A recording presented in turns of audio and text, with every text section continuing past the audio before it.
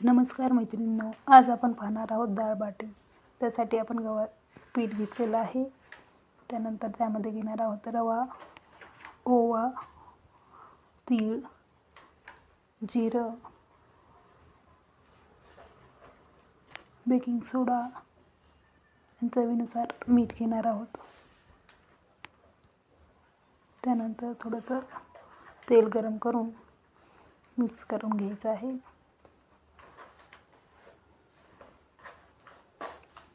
डाळ बाटीची कणिक मळण्यासाठी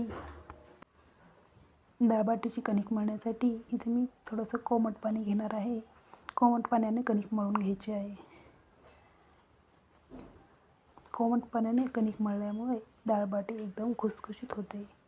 कणिक मळून झाल्यानंतर छोटे छोटे गोळे करून घ्यायचे आहेत।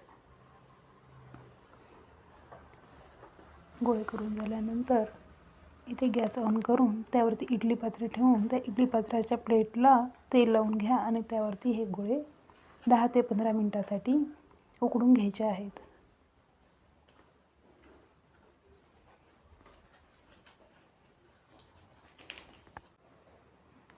पंधरा मिनिटं झालेली आहेत, तर आपण चेक करू शकतो की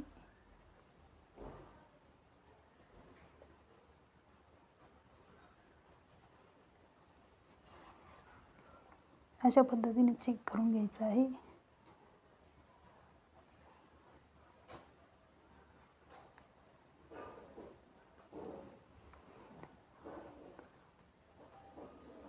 त्यानंतर एका कढईमध्ये तेल घेऊन ते गरम करण्यासाठी ठेवायचं आहे।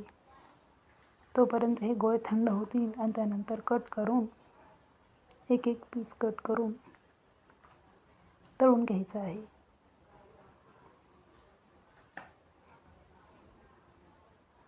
अशा पद्धतीने सर्व गोळे कट करून घ्यायचे आहेत।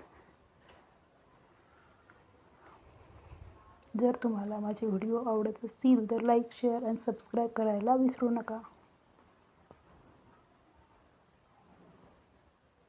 इकडे तेल गरम झालेलं आहे, तर आपण हे कट केलेले गोळे तळून घेणार आहोत।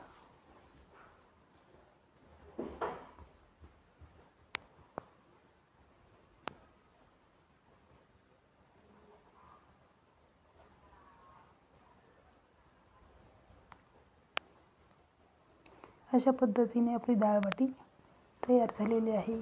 धन्यवाद।